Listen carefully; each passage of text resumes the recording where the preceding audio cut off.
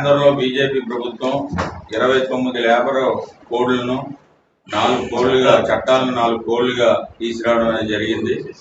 రెండోది ఇప్పుడున్న ఏదైతే దానికి జాతీయ సమ్మె అనేది జరుగుతుందో ఆ సమ్మెకి జాతీయ పార్టీ సిపిఐ సంపూర్ణ అనేది మద్దతు అనేది ఇవ్వడం కూడా జరిగింది. దానికి సంబంధించి ఈరోజు ప్రెస్ మీట్ కూడా, అలాగే విశాఖపట్నంలో కొన్ని ఈ భూముల మీద కానీ, రెండోది 14 సంబంధించి రాష్ట్ర వ్యాప్తంగా మెడికల్ మాఫియా ఏదైతే ఉందో పీపీపీ పద్ధతిలో 17 మెడికల్ కాలేజీల్లో 10 మెడికల్ కాలేజ్ ప్రైవేట్ వాడికి ఇవ్వడం కానీ, రెండోది మరి కేంద్రంలో కానీ రాష్ట్రంలో కానీ జరుగుతున్న అవకతవకలు ఈ లడ్డూ మీద దానికి సంబంధించి మన సిపిఐ జాతీయ సమితి సభ్యులు కామ్రేడ్ జేవి సత్యనారాయణమూర్తి గారు మాట్లాడతారు. అలాగే పైటరాజు గారు, మన క్షేత్రపాలు, నాగభూషణం, మన్మధరావు ఎగ్జిక్యూటివ్ మెంబర్ కూడా ఇప్పుడు మన జాతీయ సమితి సభ్యులు నాని గారు మాట్లాడతారు.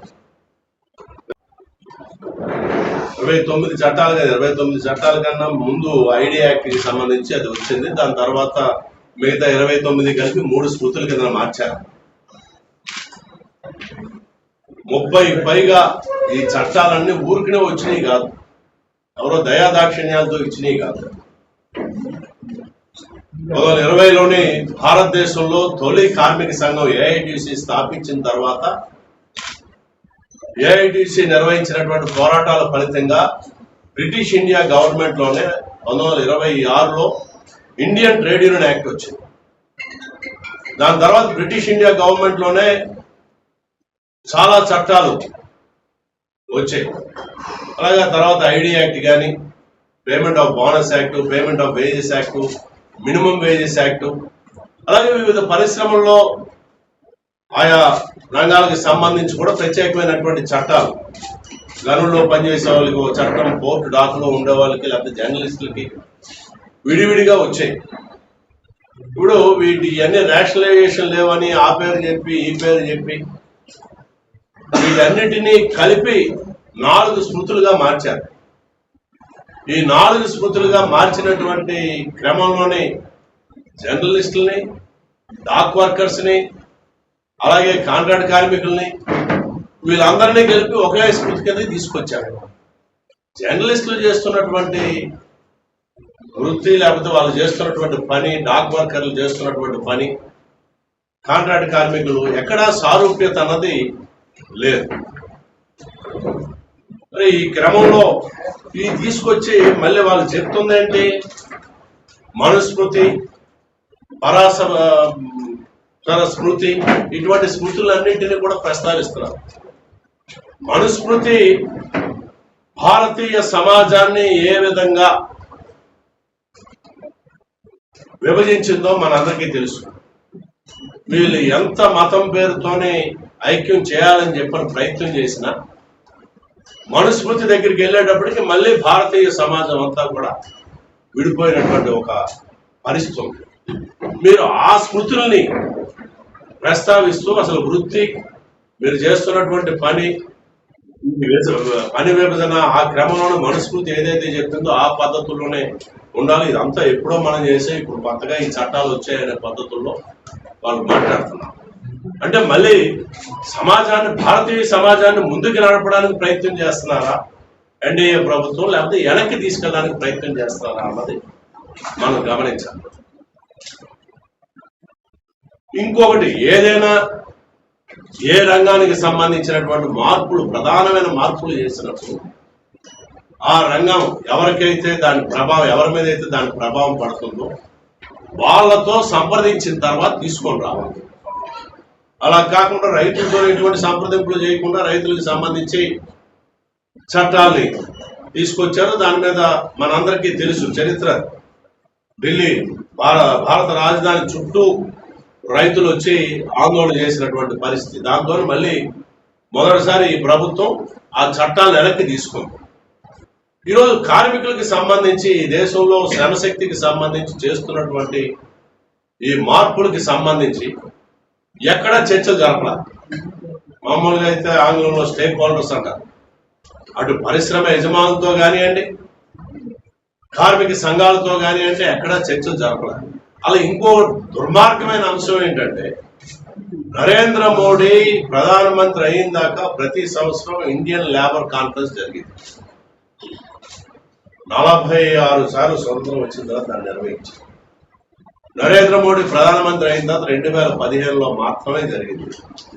దాని తర్వాత అప్పటి నుంచి ఇప్పుడు దాకా ఈ 11 సంవత్సరాల్లో ఎక్కడ ఇండియన్ లేబర్ కాన్ఫరెన్స్ జరపలేదు. ఇండియన్ లేబర్ కాన్ఫరెన్స్ అంటే పేరు లేబరే కానీ ప్రభుత్వం, ఈ దేశ పారిశ్రామిక సంస్థలు, వాటి ప్రతినిధులు, అలాగే కార్మికుల ప్రతినిధులు, జాతీయ ట్రేడ్ యూనియన్ ఏవైతే ఉన్నాయో వీళ్ళందరితో కలిపి నిర్వహించి ఆ పరిశ్రమ లేకపోతే అందులో కార్మికులు ఎదుర్కొంటున్న ఇబ్బందులు ఏంటి, పారిశ్రామికవేత్తలకు వస్తున్న ఇబ్బందులు ఏంటి, ఇవన్నీ చర్చించి దానికి అనుగుణంగా చట్టాల్లో మార్పులు చేయడం, మరింత వెసులుబాటు కల్పించడం అన్నది జరగాలి. అది అప్పటి నుంచి ఇప్పుడు దాకా జరపలే. కనీసం ఇది మార్పు చేయాలంటే ఇండియన్ లేబర్ కాన్ఫరెన్స్ చర్చించాలి. ఈ చట్టాలను మేము అన్నింటినీ కలిపి 4 స్మృతులుగా మారుస్తున్నాము, దీని వలన ఈ మంచి జరుగుతుందని చెప్పని ఇండియన్ లేబర్ కాన్ఫరెన్స్ చెప్పి వాళ్ళ ఆమోదం తీసుకున్న చేయాలి. అటువంటిది ఏమీ లేకుండా ఏకపక్షంగా వీళ్ళు చేసేసి అమల్లో తీసుకొస్తామని చెప్పని అంటున్నారు. ఇదంతా మీకు చాలా ఉపయోగపడుతుంది, మేము చాలా మంచి ప్రగతి వైపు అడుగులేస్తున్నామని చెప్పని ఘనంగా ప్రభుత్వ అధికారులు చెప్తున్నారు. ఎక్కడ ప్రగతి వైపు అడుగులేస్తున్నారు? కార్మికులకున్న ఏకైక ఆయుధం ఏంటి? సమ్మె. ఏమి యాజమాన్యాలు లొంగకపోతే సమ్మె చేసుకునేటటువంటి హక్కు అనుకుంది. అది ఇండియన్ ట్రేడ్ యూనియన్ యాక్టే ఇచ్చింది, ఐడి యాక్ట్ ఇచ్చింది. ఈరోజు ఈ స్మృతుల్లో కూడా సమ్మె చేసుకునే హక్కుని కాదనలేదు, కానీ ఆ హక్కు ప్రకారం సమ్మె చేసుకునే అవకాశం లేకుండా చేశారు. తర్వాత అన్యాయమైన అంశం, ఏదైనా ఒక రంగంలోని కార్మిక సంఘాన్ని స్థాపించుకొని పనిచేస్తా ఉంటే ఈ కార్మిక సంఘం చట్టాన్ని ఉల్లంఘించిందని, వ్యతిరేక కార్యకలాపాలకు పాల్పడుతుందని చెప్పని రద్దు చేసే ఆ కార్మిక సంఘం రిజిస్ట్రేషన్ రద్దు చేసే హక్కు కార్మిక శాఖ అధికారులకు ఇచ్చారు. ఈరోజు వాళ్ళ దయాదాక్షణ్యాల మీద ఆధారపడాల్సినటువంటి ఒక పరిస్థితి వస్తుంది. ఇప్పుడు మనం చూస్తున్నాం, సర్వ్ ఎవరి మీద ఆధారపడి ఉంది? అక్కడ ఉన్నటువంటి పిఎల్ఓ లేకపోతే ఎలక్ట్రల్ రిజిస్ట్రేషన్ అధికారి, తను ఏమి చెప్తే అదే ఫైనల్.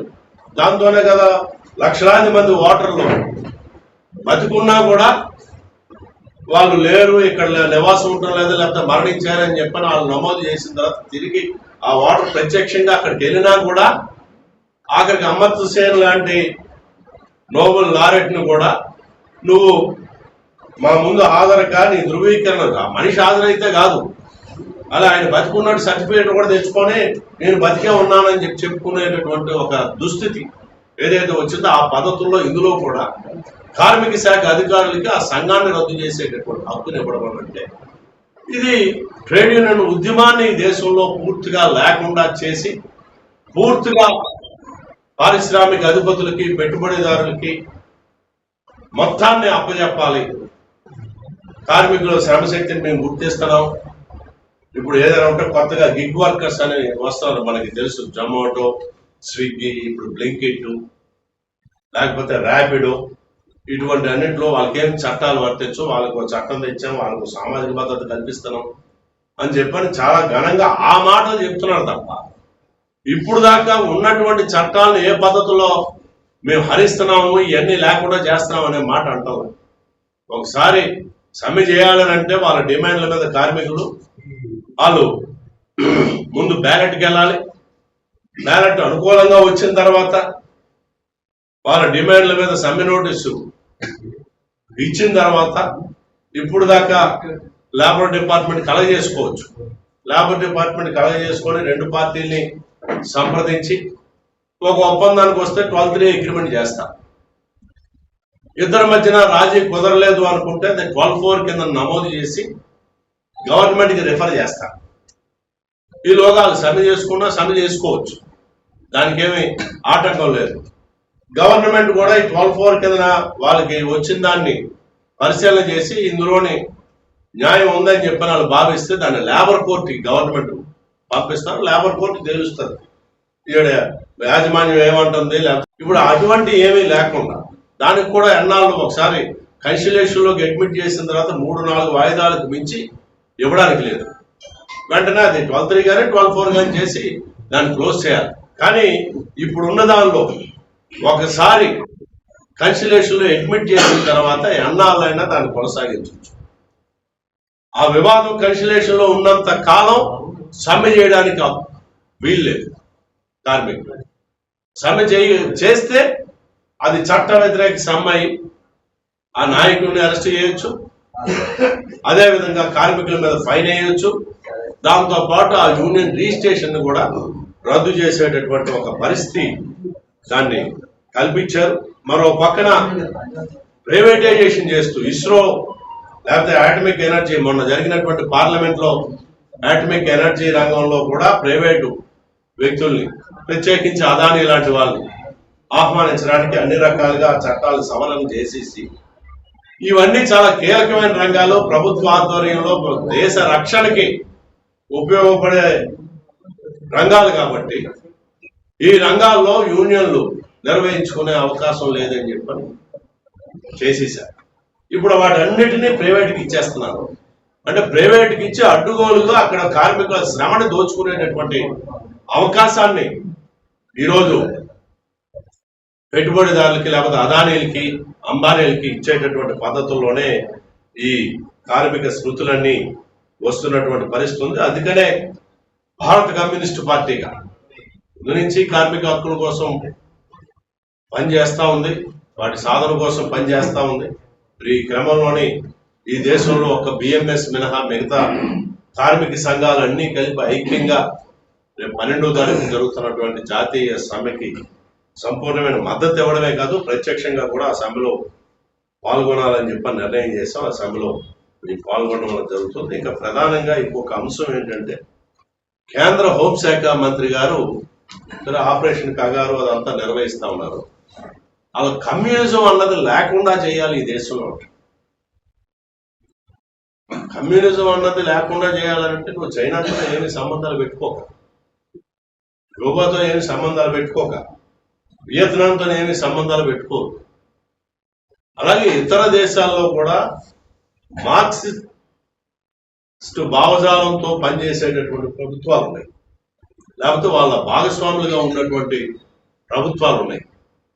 ఈరోజు అమెరికాలో కూడా మనకు తెలుసు, గత ఎన్నికల్లో డెమోక్రటిక్ పార్టీ తరఫున అధ్యక్ష అభ్యర్థికి పోటీ పడినటువంటి శాండర్స్, ఆయన సోషలిస్ట్.